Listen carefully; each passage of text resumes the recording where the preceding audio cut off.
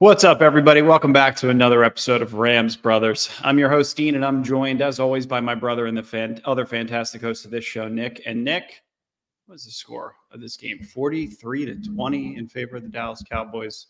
Scorigami. An extraordinarily tough loss. But first and most importantly, how are you, my good brother? I mean, if we're going to go dependent on that game, just absolutely terrible. But if you want to ask me, just outside of that, good. I'm good. It started off like it was okay. It didn't seem like it was going to be the one of the worst losses in the Sean McVay era, which is how it netted out to be. We were going back all the way to 2019, and we were talking about, with a couple of fans, shout out Pink Survivor, who was at the game with her husband and her son. I mean, that's a great fan right there. It's a great fan to follow on Twitter. That's the kind of fan that you want in these kind of situations. The kind of fan that follows the team around to Dallas. It sees the team in their home stadium. And those kind of games, it just feels undeserving. I think that's the bottom line of this all. It's like you put in your hard-earned money, you travel, you go see your team in the away stadium, and they just put up almost what feels like a goose egg. It's obviously they put up 20 points, but so many weird decisions in this game, specifically the Stafford injury and a couple of other things that we're going to talk through. But just want to shout out some of the fans that were at the Dallas Cowboys stadium and they had to sit through that painful game in a situation where we thought we were going to be able to get back to 500. And now you're looking at 3-5, potentially not contenders in the trade deadline. And things start to unravel pretty quickly when you get to this point. I really hope it was last year. You were 3-5 at this point last year. So I really, really hope they don't go after somebody at this point, because there's no reason that they should even try to be in like the playoff conversation anymore. I don't think. I mean, you got to really, really, prove it next couple weeks in Green Bay and then at home against Seattle. But still, I just don't see it with this team. They look too young. The defense looks bendable and breakable. And they're going to be out here doing stupid things like when you're down 3 scores for a 2-point conversion, doing the Philly special, Tutu throwing a low ball and Stafford diving into the end zone, finger first, which was already hurt. And now we might be watching Brett Rippon football, and it feels like that's what the coaching staff deserves. It's like, you go ahead and you draft this backup quarterback who's supposed to be coming in for situations like this. If your top guy goes down, that guy's nowhere to be found. And now guess what? You're stuck. You're saddled up with Brett Rippon, and good luck, because your team is not going to be good enough no matter what. So, are they any less players at the trade deadline? Yeah, probably. They're probably less players. I mean, it felt like this past Steelers loss and then the Dallas loss puts us at 3-5. And I feel like you got November 1st coming up. You look at the defense. Is there potential and opportunity to bring in an edge rusher or another defensive player, potentially a cornerback, somebody that could help the defense not only this year, but in years to come, right? In 2024 and 2025, as we continue to build out this roster. But now the question is, like, you might have to use some of that capital to sign a backup quarterback, because the quarterback that you drafted in the 4th round in Stetson Bennett has been off the field due to a non-disclosed, non-football issue, personal related matter.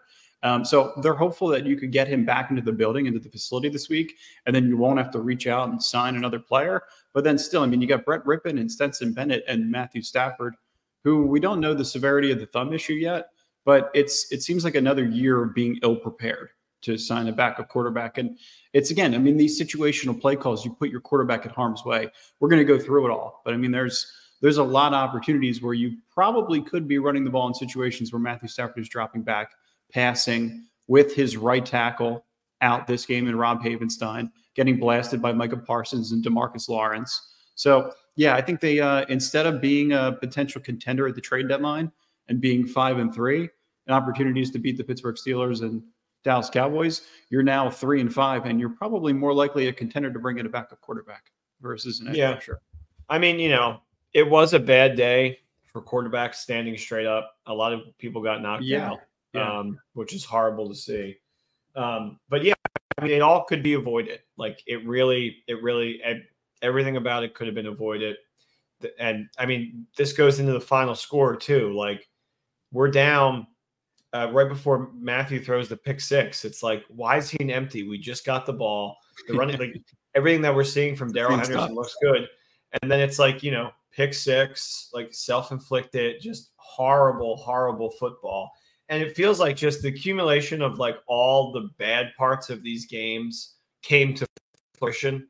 So like we're hoping that we were going to see 4 quarters of good football, which we really haven't seen from them yet this year. But before we saw that, we saw 4 quarters of really bad football. It feels more and more as we get away from week one that week one was the mirage that it actually tends to be in this league, right? A team like the Cincinnati Bengals was 0-3. They are in back-to-back years, and now they're 4-3, and the 49ers have just lost 3 straight games. It's like week one feels like forever away. You got to be able to put together 4 solid quarters and be able to win football games and play complementary football, and they just haven't been able to do that right from the start. I thought it was really interesting, right? Because this game started off, the Cowboys were missing Tyron Smith, their left tackle, and Michael Hoyt and Byron Young both had early sacks. And I think it was Byron Young's sack that was negated on the illegal contact by Quentin Lake downfield. And Aaron Donald had 2 early sacks in this game. He was doing as well as he possibly could in the situations that he's been put in from week to week, with the amount of talent he has on his defensive line and just the personnel overall. It just is not overwhelming. It's Aaron Donald trying to do as much as he possibly can from week to week. And I'd be personally discouraged if I were him in this situation. But it seemed like the game plan that we talked about, being able to constantly pressure Dak and keep him in check, was in place. It just couldn't last. And it was the 2nd and 10 on the Dallas' 17-yard line on the Rams' first possession that stalled because Jordan Lewis, who was just under attack, which is exactly what we expected. He was the lowest rated corner in the league going into this week in the slot. Cooper Kupp's attacking him. He grabs Cooper Kupp's hip and pulls his jersey on what should have been called the pass interference. And then the next play is a 3rd and 10 bubble screen to Cooper Kupp for 2 yards. And Haversick knocks it through to make it 7-3. But like, it didn't seem like it was on track to be the worst game ever, but you very much felt that officiating was going to be one-sided, and you felt like the ball just wasn't necessarily going to bounce in the Rams' direction. After getting off the field on 3 plays to start the game, turning that into a touchdown, and then following that up with a very clear pass interference on the next possession and not being able to get in the end zone for a touchdown, just being able to get the field goal. And if you pin them back and that phantom, obviously you're not supposed to touch that guy at all, whatever, he like bats him on the shoulder pad and they throw that flag. That is horrendous to start the game, and then that turns into 7, and then the cup hold, like, I just don't know how you're not going to call that. Every Rams fan is sitting there like, I can see it on my TV. You're Ridiculous. paid to stand there and look at it. Like, how are you not throwing that flag? Saints fans would say, "Oh, you're one to talk." But still, that to me is like these refs, some of these guys are middle school teachers. Like, no offense. That's true. No, it is true. Some of these guys are doing part-time jobs or other full-time jobs. This is not a full-time career for a lot of these guys. Like, it is situations where they need to be aware of the player that's covering Cooper Kupp, who is a former Triple Crown winner. And it's Jordan Lewis who's going to get handsy. And that's why they specifically target him in the red zone, because it's a mismatch and it's Cooper Kupp. And you see him get handsy, and that's why you see McVay on the sidelines like, what the hell is going on? I mean, whether the ref was a middle school teacher or not, whether you want to disagree with that or not, I don't care about his profession. It's a missed call. You have to be better. And I think the league is very much aware of the fact that it's very, very inconsistent. And just from possession to possession, you have a layup situation. You give the Rams 1st and goal on the 4-yard line, which likely changes the entire outcome of the first half. Yeah, exactly. That's my point, really. I mean, it's also like, this is coming off a game where at home, like whatever the game's in Dallas. So maybe the Dallas refs are going to be a little different, potentially. But coming off a game at home where the refs in SoFi are pushing the ball back, like forward, to give them a first down. Like, it's just like, let it go both ways. And our dad texted us, it was like, early, it was like, the Rams are not going to be able to beat the refs and Dallas. Like, maybe they can just beat Dallas. And like, that's, all the Rams fans are getting tizzy, 7-3, back of our mind, we're like, all right, well, defense looked pretty solid, at least to start. So hopefully, something happens here and like we hold them and it doesn't look like the worst thing ever. But then, as we saw, the Cowboys just start pouring it on. Yeah. Yeah, I mean, they marched down and ended up kicking a field goal, which we still had a little bit of faith in the defense. But then it's 10-3 at that point. And then the Rams are averaging, 5 yards per carry, which they typically are in the first quarter of games, more than 5 yards per carry between Darrell Henderson and Royce Freeman, who we've liked both of those guys thus far. But it was the first play of the series. The world knows that the Rams are going to pass, and they draw up a complex option route to Cooper Kupp. Tutu Atwell, by the way, getting held downfield, who was obviously trying to pull that second corner away from Cooper Kupp.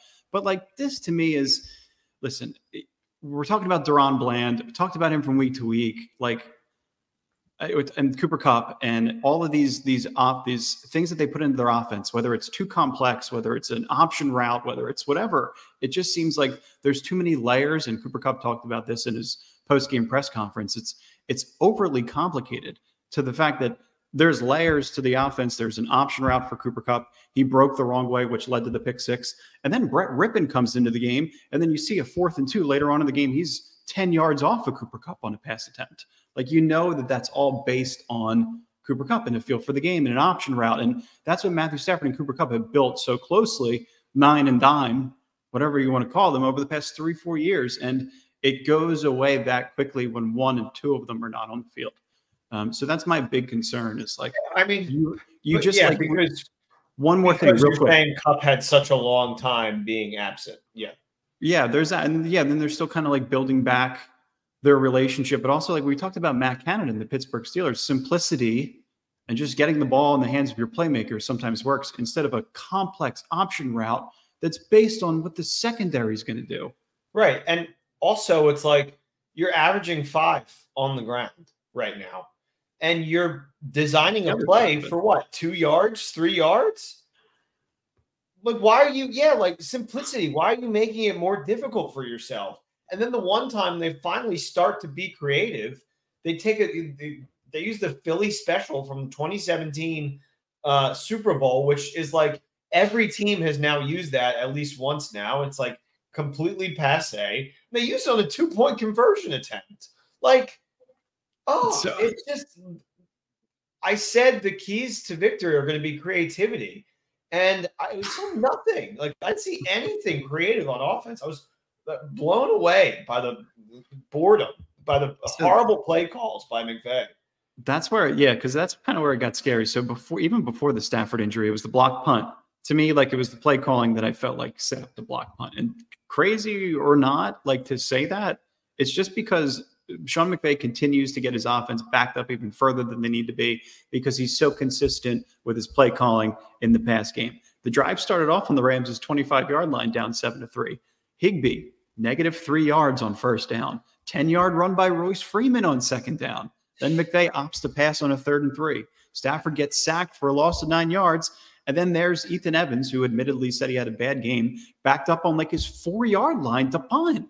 Just recipe for disaster. It leads to a Cowboys 19-3 lead, the safety on the block. And they end up returning the punt. They get back to the 13-yard line.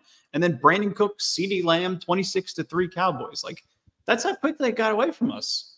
Yeah, I mean, it honestly felt like it was over before that. Truly.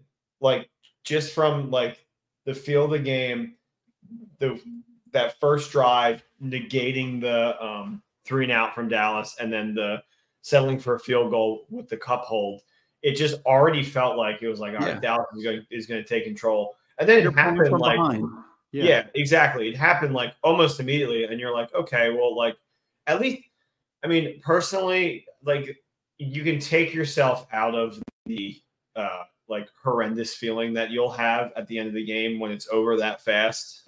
So it's like, unlike the Steelers game where that will sit with you for like days, like at least it's just like over fast, like, it's done. Kind of get it done, kind of watch the rest of the game and just see anything positive to pull from it. But there really wasn't. I mean, like, you watch the rest of the game, maybe the Ben Skoranek touchdown was like kind of exciting with Stafford with like a bum thumb still being able to make that throw. But outside of that, I mean, really, really poor. I mean, you score that touchdown, you get the 2 points. It's a 2-possession game.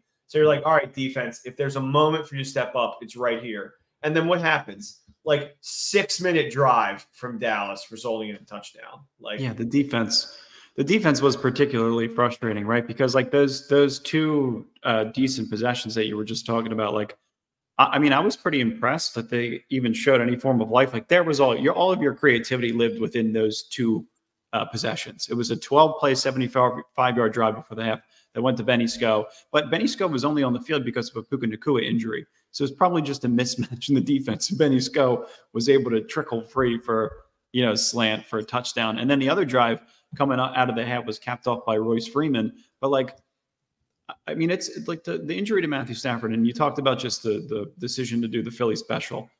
But when a quarterback hurts his thumb, it jams it in a defensive lineman's helmet, like that's extraordinarily common, especially when it's DeMarcus Lawrence. Like he's constantly in your face. It happens. But to re-aggravate the injury on a Philly, like what McVay just went over to Stafford and just said, like, you want Philly? Or was it Stafford and McVay?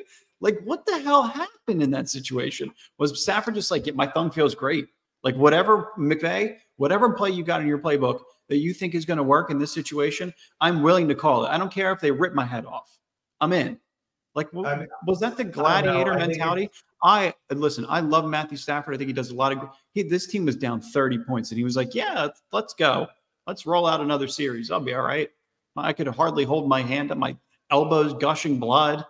I've been hit 4 or 5 times, driven into the dirt. But, I'm good. I'll come back out. But that's it just – that to me was just I'll be stupid. fine. Yeah. Give it to me. I thought, Nick, it just felt really, really stupid. And that's not the team that I have grown to love in this era. Right? They just don't. Yeah, very dumb. Probably the dumbest thing that we've seen from them for a really long time. It's just like, if you're going to do a 2-point attempt, just don't be an idiot on that play. Like, don't put your quarterback in more harm's way possible. It's like, yeah, well, Tutu wasn't supposed to throw the ball that low. It's like, well, it's right after he got the ball. He's got to throw. He's a wide receiver. Like it's, but like to your point, like Tutu threw it low, and I'm glad that you called out that Tutu made the throw. But like Cooper Kupp was a quarterback in high school. Like Cooper Kupp has made throws in this league. Like you could throw Cooper Kupp a screen and he can make a throw down 35, 40 yards downfield. Like it's happened before. But yeah, let's draw it up to Tutu. Like this doesn't make any sense. No. Just really, really, really dumb, poor decision making on the offensive side of the ball today.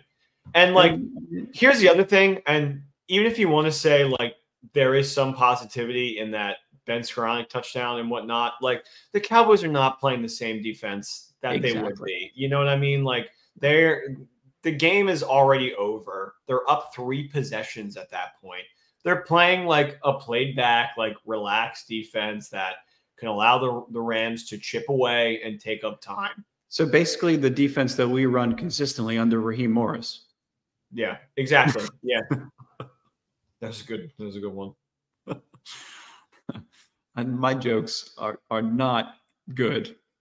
I just think that was just something that was relevant to the situation. And like Raheem Morris, it's like, what defense are we playing? If we're not playing pillow soft, prevent, Tempur-Pedic, all the way back 15 yards, let them catch, run, and then make the tackle, then like I'm confused as to what I'm seeing. And I wish Raheem Morris got the memo. I can't see another quarterback scramble for like 17 yards and get the first down on like 3rd and 17 again. Like I just can't. And it's every week. Yeah. And it's with these guys that are not scramblers. You know what I mean? Like it just doesn't make sense. Well, so the point where I really got concerned about the defense is when Kobe Durant went out, right? Because Kobe Durant was playing outside corner. And when you got to be able to sub Darion Kendrick, and he's got to make some big time plays on guys like CeeDee Lamb, who I think CeeDee had 8 catches for 158 yards. He was averaging like 8 catches for like 60 yards. We talked about in the preview. He just went off for 2 touchdowns. Darion Kendrick is just dunking, postering in every situation. So it's really frustrating. Like, is that the guy that you want on the field schematically? Does he fit your scheme? Does he fit your personnel? Is he even talented? Like, are you just trying to make up for some of his deficiencies by putting him in this pillow soft zone scheme? So he just reminds me of like the David Longs and the Robert Rochelle's of the world, the players that aren't good enough to stay on this team. I don't know like what's going to happen with him, but I think the entire Rams nation is tired of Darion Kendrick and his antics, right? Because all he does is give up yards and penalties. Yeah, it's a lot of penalties. And it's every time it's like, oh, I can't believe they threw that flag. It's like, I believe it. I saw the play. It's very believable. Like, you're all over them. Come on, man. And like we talk about not getting breaks too. It was Darion Kendrick, or no, I think it was Russ Yeast that collided with Kobe Durant, like in the Cowboys' second series. Like it was a Rams player on Rams player collision that knocked out our best cornerback, which then led to CeeDee Lamb having 8 catches for 158 yards and 2 touchdowns. Like those are the things that are happening to us right now. So it is funny too, because it's like all the prior Rams, like watching Brandon Cook score a touchdown, pull out the Archer bow and arrow, watch Jalen Ramsey today get an interception, watch Goff tomorrow probably destroy the Raiders. Like it's funny just to see how everybody, like all of their pieces are like growing up and prospering of yore, and then we are just like plummeting, like our stock is just dying. Well, the problem is after the Super Bowl, everybody wants money. Everybody wants to get paid. And they had to pay the 3 faces of the franchise. Yeah, but honestly, and you know what? Like we've been very nice to him our entire time, but like Tyler Higbee, was he somebody that we had to pay? No. We've been talking about getting rid of him for the longest time. Right. He was not somebody that we had to pay. Every time, I feel like this year, every time we need him to make a clutch catch, it's a drop. I mean, I watched Trey Turner make that catch over his shoulder in the postseason with ease, and Tyler Higbee, Brett Rippon throws him a lollipop, and he can't make that catch over the shoulder. No, you've been in the league for 10 years. You're not hauling that in on 3rd down? Like, so underwhelming. I don't care if you're a good inline blocker. Like, that only takes you so far. Johnny Munt was a great inline blocker. And now he goes and plays for Minnesota as the 3rd tight end on that roster behind TJ Hawkinson, a player that can really play and score touchdowns and make big-time 3rd down catches. So and I know I said the frustration and the anger kind of goes away when you lose this horribly. It kind of it feels like a wash. And I am really excited to see them play Green Bay, because Green Bay is hot garbage, and that's a loser leaves town match if I've ever seen it. But like, there is a real reason for every single Rams fan right now to be really, really mad and really, really upset with how this season has gone, especially with the start. So to me, yes, 100%. What really confuses me, and I have to shout out Jordan because I just read her article before we jumped on, that the Rams were open and really public about the fact that they were not going to invest in the defense. They were like, we're going to invest as much as we possibly can in the offense. The offense is going to be able to overcome mistakes from the defense, from the very young special teams unit. Matthew Stafford and Cooper Kupp are going to take us to the promised land once again. That was essentially what they were selling in the offseason. We're going to protect Matthew Stafford. We're going to reinstall the run game, and it's going to be able to open up our pass game. We're going to marry all of our concepts together over the past 6-7 years, and we're going to be on the top of the world again. And we walk around with no issues. McVay's confident. He feels like it's 2017 again.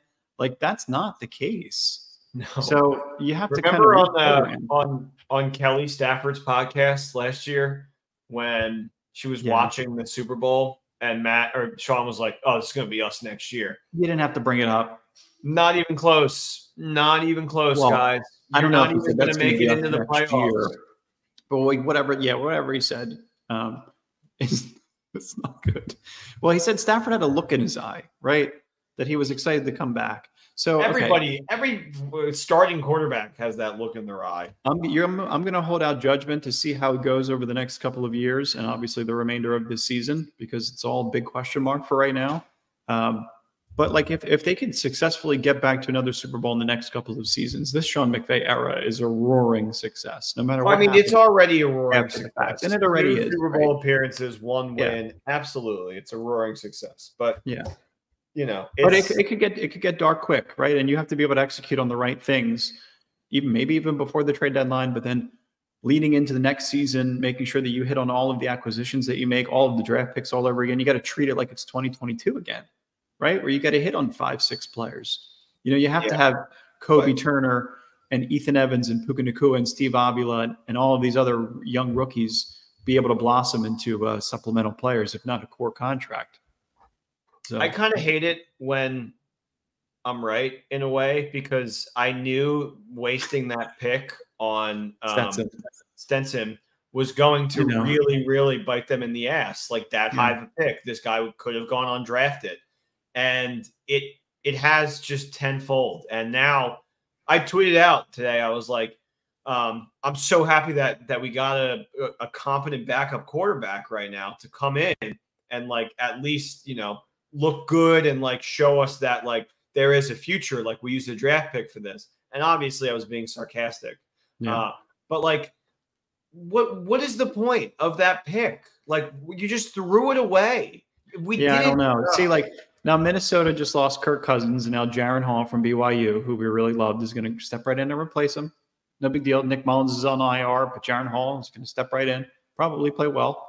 And then Aiden O'Connell, like Jimmy Garoppolo was hurt a couple of weeks ago, but Aiden O'Connell from Purdue is another big guy that we really liked. Probably would have been available, and I think it was in the 6th round. So I know obviously he wasn't available in time, but then like, you know, like you look at a kid like Will Levis, 4 touchdowns in the air. It came to my mind too. Like, come on, like this is the backup we go with. That would have been you would have had the lowest rated quarterback in preseason. Like, I think he would have. Would they have had to have trade up? Because Steve Avila, I think, was drafted after, and I'm really happy with the Steve Avila pick. So I'm happy that they got him. They needed him. But yeah, I mean, and Will Levis just looked good for the first time today. Like everybody was afraid, you know, he maybe can't play. And then today he throws 4 touchdowns. Yeah, I mean, hey, Vrabel off a bye is like the smartest man in the world. So yeah, that's true. A lot of coaches off the bye have a couple extra weeks to prepare, especially McVay, who publicly said he needed extra time to prepare. With the baby, right, and catching up from sleep and all that stuff. So it's tough. And then like on the defensive side of the ball, you know, you miss guys like Darius Williams and Jalen Ramsey and, you know, those kind of like big time, Von Miller and those kind of big time names that can really make an impact and kind of I'm sure there are other coaches that have had babies during the season, but I've just never heard about it. You know what I mean? Like, and now it's like, it's the only thing on my mind. I'm like, McVay is like not getting enough sleep. He's not thinking correctly. Like the guy should be on maternity leave right now.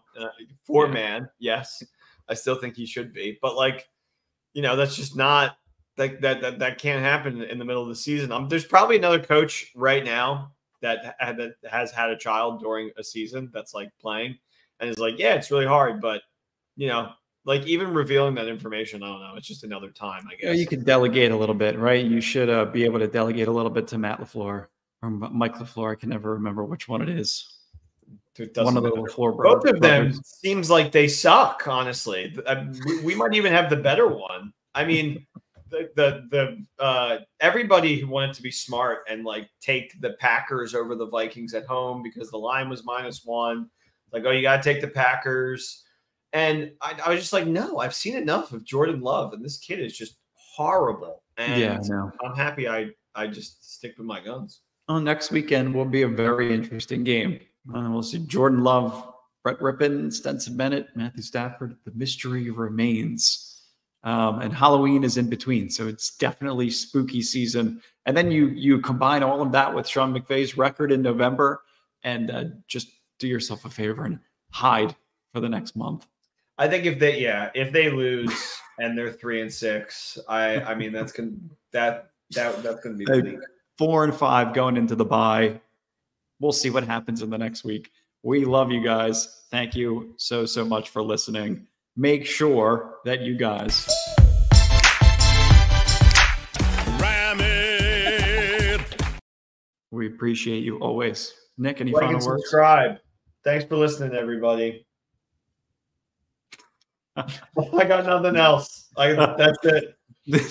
This game just like a rag, just drained all of our energy. Yeah. All right, we'll be back in a couple of days, as we always are. Peace. Go Rams.